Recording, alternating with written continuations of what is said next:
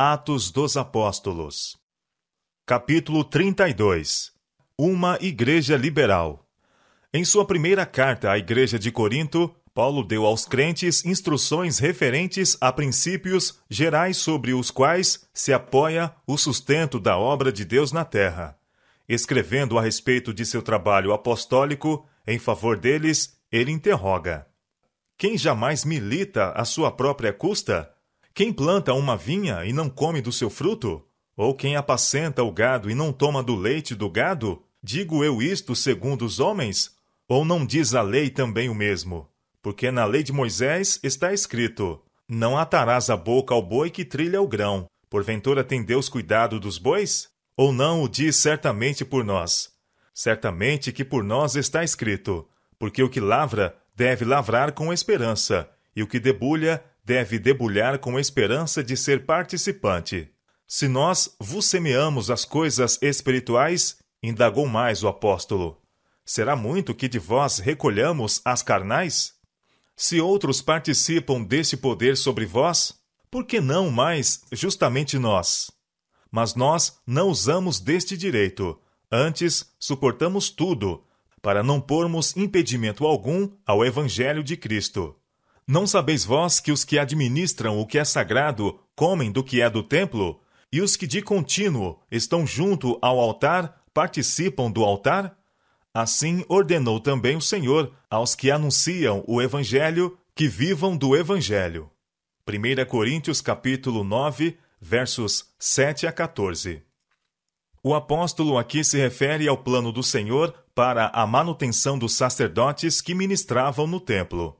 Os que eram separados para esse sagrado ofício eram mantidos por seus irmãos, aos quais ministravam bênçãos espirituais. Os que dentre os filhos de Levi recebem um sacerdócio têm ordem, segundo a lei, de tomar o dízimo do povo. Hebreus capítulo 7, verso 5. A tribo de Levi fora escolhida pelo Senhor para os sagrados ofícios relacionados com o templo e o sacerdócio. Do sacerdócio foi dito: o Senhor teu Deus o escolheu, para que assista a servir no nome do Senhor. Deuteronômio capítulo 18, verso 5. 1/10 de toda a renda era reclamada pelo Senhor como lhe pertencendo, e reter o dízimo era por ele considerado como roubo.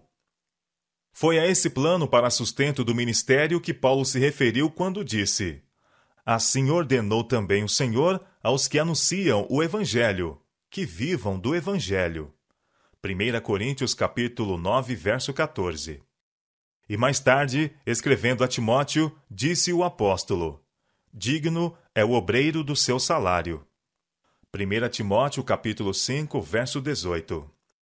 A devolução do dízimo era apenas uma parte do plano de Deus para o sustento de seu trabalho.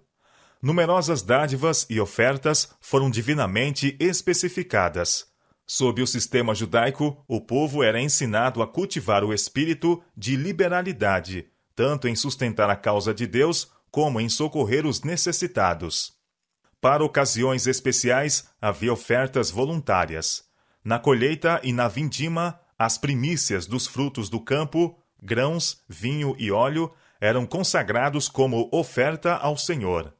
Os respingos e os cantos do campo eram reservados para os pobres. As primícias da lã, quando o rebanho era tosquiado, do grão, quando era malhado o trigo, eram postos de parte para Deus. De igual forma, os primogênitos de todos os animais, e o preço de resgate era pago pelo filho primogênito. As primícias deviam ser apresentadas perante o Senhor no santuário, e eram, então, dedicadas ao uso dos sacerdotes. Por este sistema de beneficência, o Senhor procurava ensinar a Israel que em tudo devia ele ser o primeiro. Assim, era-lhes feito lembrar que Deus era o proprietário de seus campos, rebanhos de ovelhas e de gado, que era ele quem enviava o sol e a chuva para que a seara se desenvolvesse e amadurecesse. Tudo que possuíam era dele. Eles eram apenas mordomos de seus bens. Não é o propósito de Deus que os cristãos, cujos privilégios excedem em muito aos da nação judaica, deem menos abundantemente do que deram eles. A qualquer que muito for dado, declarou o Senhor, muito se lhe pedirá. Lucas capítulo 12, verso 48. A liberalidade requerida dos hebreus era-o em grande parte para beneficiar sua própria nação. Atualmente, a obra de Deus se estende por toda a terra. Cristo tinha colocado nas mãos de seus seguidores os tesouros do Evangelho, e sobre eles colocou a responsabilidade de dar as alegres novas de salvação ao mundo. Nossas obrigações são muito maiores, seguramente, do que as do antigo Israel. À medida que a obra de Deus se amplia, pedidos de auxílio aparecerão mais e mais frequentemente. Para que esses pedidos possam ser atendidos, devem os cristãos acatar a ordem. Trazei todos os dízimos à casa do tesouro, para que haja mantimento na minha casa. Malaquias capítulo 3, verso 10. Se os professos cristãos levassem fielmente a Deus os seus dízimos e ofertas, o divino tesouro estaria repleto. Não haveria, então, ocasião para recorrer a quermesses, rifas ou reuniões de divertimento a fim de angariar fundos para a manutenção do Evangelho. As pessoas são tentadas a usar seus bens em benefício próprio, na satisfação do apetite, no adorno pessoal ou no embelezamento de seus lares.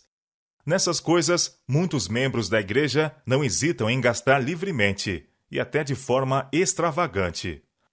Mas, quando são solicitados a dar para o tesouro do Senhor, a fim de que se promova sua obra na terra, titubeiam. Talvez, sentindo que não podem escapar à conjuntura, dão à questão uma importância tão insignificante que, não raro, gastam com coisas desnecessárias. Não manifestam um amor real pelo serviço de Cristo, um fervoroso interesse na salvação dos outros.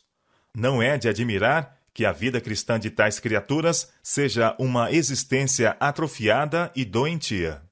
Aquele cujo coração se abrasa com o amor de Cristo considera não apenas um dever, mas um prazer ajudar no avanço da mais elevada e santa obra delegada aos seres humanos, a obra de apresentar ao mundo as riquezas da bondade, misericórdia e verdade. É o espírito de cobiça que leva os homens a guardar para a satisfação do eu o que por inteira justiça pertence a Deus, e esse espírito é-lhe tão aborrecível agora como quando, por intermédio do seu profeta, severamente repreendeu seu povo, dizendo: Roubará o homem a Deus? Todavia vós me roubais, e dizeis: Em que te roubamos? Nos dízimos e nas ofertas alçadas. Com maldição sois amaldiçoados, porque me roubais a mim, vós, toda a nação. Malaquias capítulo 3, versos 8 e 9.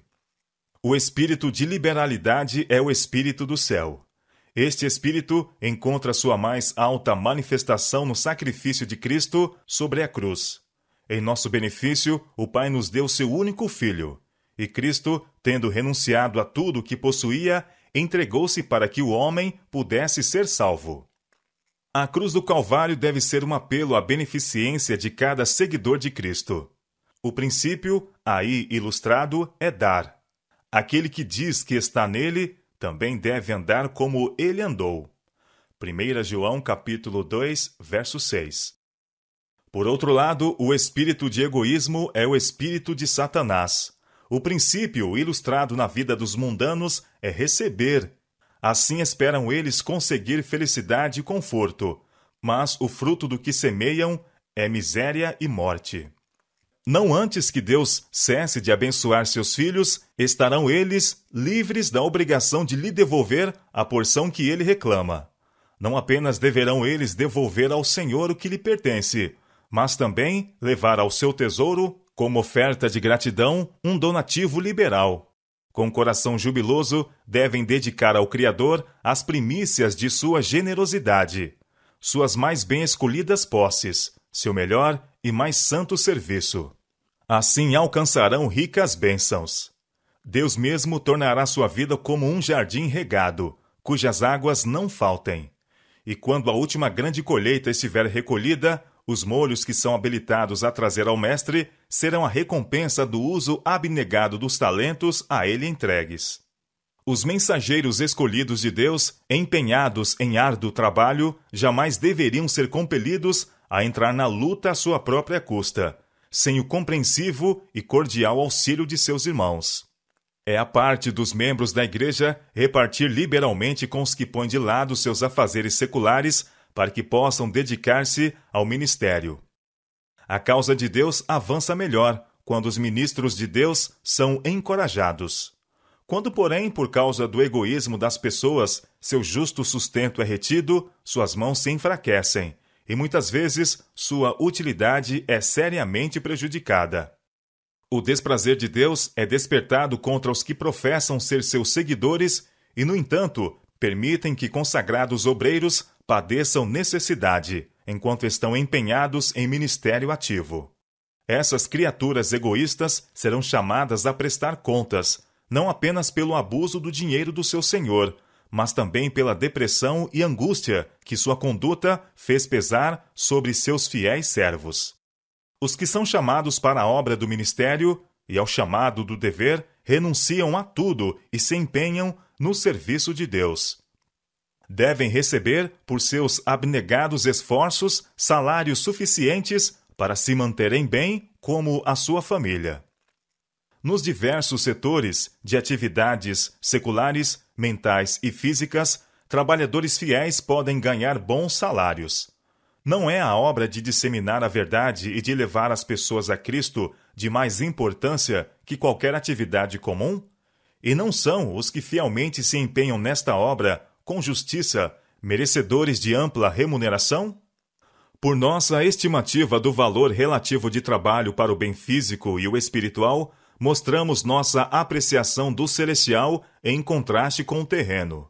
A fim de que haja fundos na tesouraria para a manutenção do ministério e para atender aos pedidos de auxílio para empreendimentos missionários, é necessário que o povo de Deus dê alegremente e liberalmente.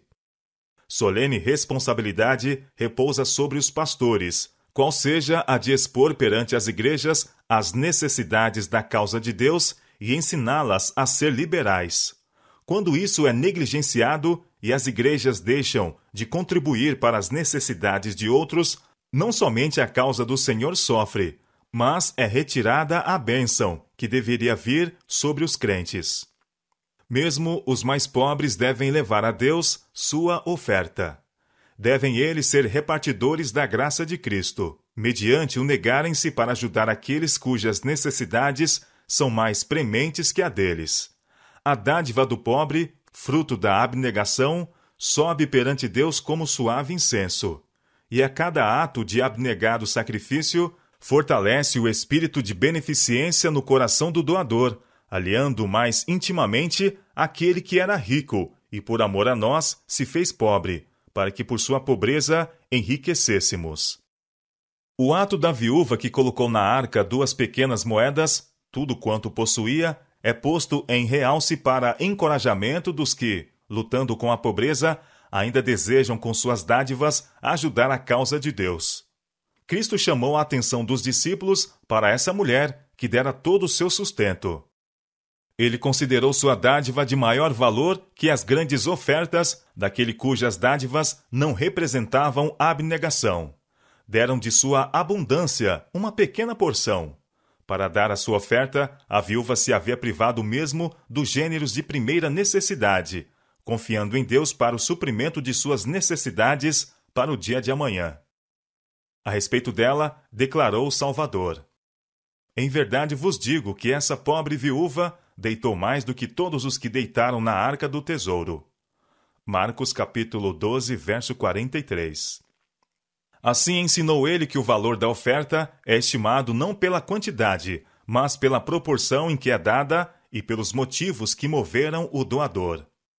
O apóstolo Paulo, em seu ministério entre as igrejas, foi incansável em seus esforços para inspirar no coração dos novos conversos o desejo de fazer grandes coisas pela causa de Deus.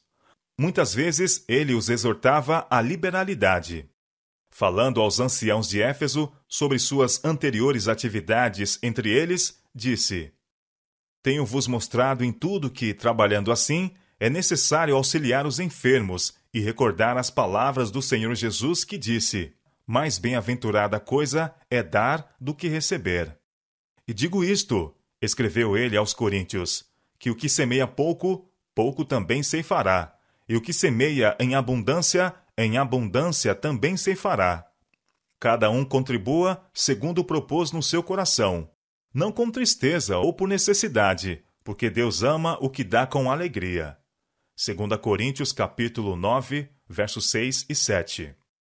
Quase todos os crentes da Macedônia eram pobres em bens deste mundo, mas seu coração estava transbordando com amor a Deus e sua verdade, e alegremente deram para o sustento do Evangelho. Quando as coletas gerais foram tiradas entre as igrejas gentílicas para socorro aos crentes judeus, a liberalidade dos conversos da Macedônia foi exaltada como um exemplo para as outras igrejas. Escrevendo aos crentes coríntios, o apóstolo chamou-lhes a atenção para a graça de Deus dada às igrejas da Macedônia, como em muita prova de tribulação houve abundância do seu gozo, e como a sua profunda pobreza abundou em riquezas da sua generosidade. Porque segundo o seu poder, e ainda acima do seu poder, deram voluntariamente, pedindo-nos com muitos rogos a graça e a comunicação deste serviço, que se fazia para com os santos. 2 Coríntios capítulo 8, versos 1 a 4. A voluntariedade em sacrificar, da parte dos crentes macedônios, era consequência de sua inteira consagração. Movidos pelo Espírito de Deus, se deram primeiramente ao Senhor. Daí estarem dispostos a dar voluntariamente de seus meios para o sustento do Evangelho. Não era necessário constrangê-los para que dessem. Antes, se rejubilavam pelo privilégio de negarem a si mesmo até coisas necessárias, a fim de suprir as necessidades de outros. Quando o apóstolo quis restringi-los, insistiram com ele para que aceitasse suas ofertas. Em sua simplicidade e integridade, e em seu amor pelos irmãos, renunciaram alegremente e assim foram ricos no fruto da beneficência. Quando Paulo enviou Tito a Corinto para fortalecer os crentes ali, instruiu-o a desenvolver a igreja na graça de dar, e em carta pessoal aos crentes, ele acrescentou também seu próprio apelo.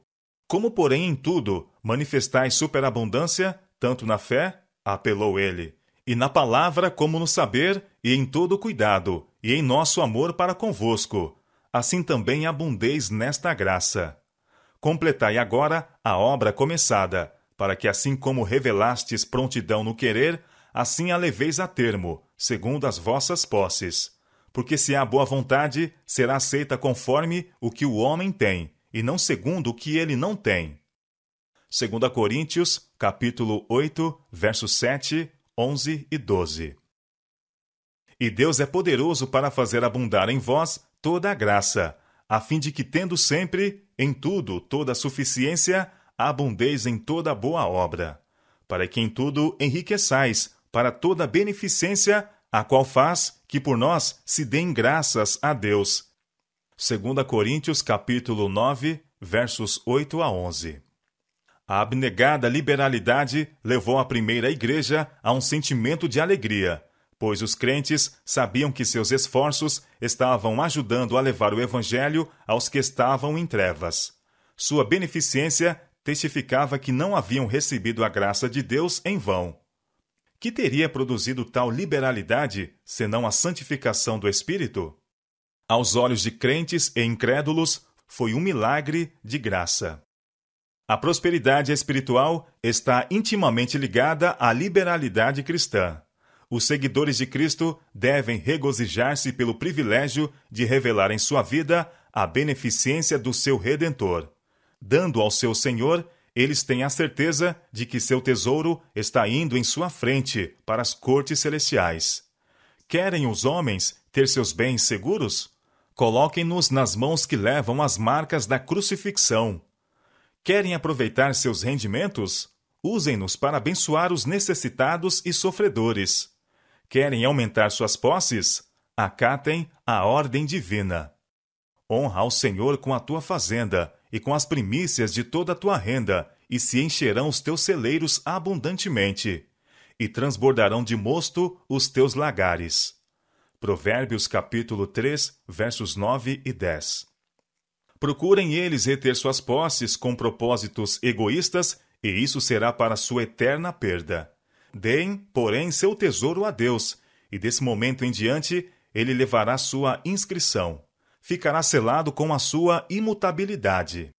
Deus declara: Bem-aventurados vós os que semeais sobre todas as águas.